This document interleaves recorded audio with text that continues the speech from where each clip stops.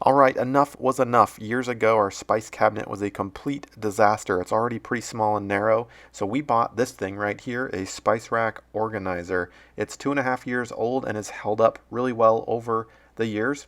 It slides out like this. They've got 3 separate drawers. By the way, I'll put a link in the description below if you're interested in picking this up. A huge space saver. It holds about 18 full-sized spice bottles, round or square. And obviously you can double that if you have smaller half-size bottles or canisters. So it's pretty awesome. It's got non-stick flooring so it doesn't slide around as you pull out the drawers. Again, the plastic is durable and it looks nice, a nice clean white color there. And it happened to fit precisely in our narrow cabinetry. So highly recommended little thing if you're looking to organize your spice cabinet. Thank you so much. Hopefully this video has been helpful. For more do-it-yourself jobs and home product reviews, be sure to subscribe.